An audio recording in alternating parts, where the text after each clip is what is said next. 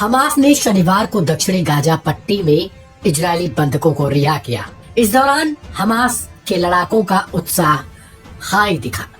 बंधकों की रिहाई के दौरान लड़ाकों ने आईडीएफ के सामने कुछ ऐसा किया जिससे आईडीएफ के सैन्य कर्मी पानी पानी हो गए। दरअसल रिहाई के वक्त हमास ने ऐसे लड़ाकों की परेड करवाई जो युद्ध के दौरान अपना अंग खो चुके थे।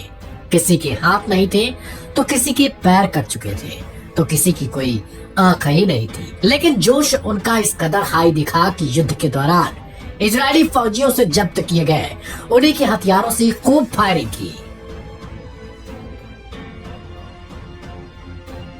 इसमें इजराइल की चर्चित कई बंदूकें शामिल हैं, जिसे देखकर आईडीएफ के सैन्य कर्मी भी विचलित हो गए।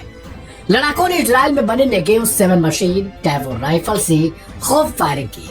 धड़ाधड़ होती गोली की आवाजों को सुनकर आईडीएफ के सैन्य कर्मी हैरान हो गए। यह नहीं बल्कि रिहाई वाले स्थान पर पूर्व कमांडर मोहम्मद डेफ और उनके प्रसिद्ध पंक्तियों जैसे हम इतिहास के पाठ्यक्रम को बदल सकते हैं का एक पोस्टर भी लगाया गया था।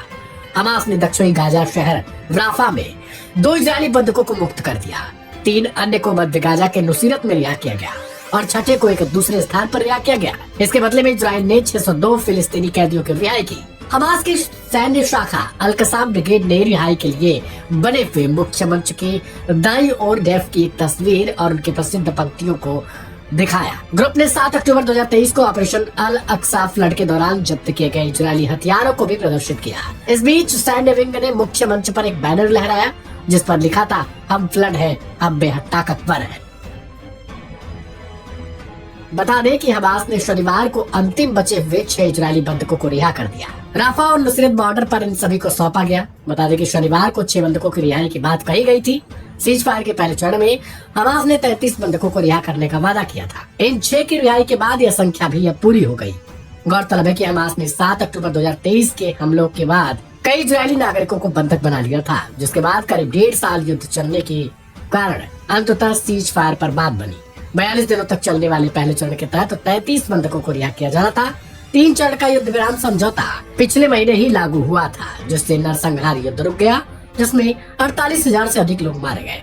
इनमें अधिकतर महिलाएं और बच्चे थे और इसके साथ ही पूरे शहर को बर्बाद कर दिया गया था।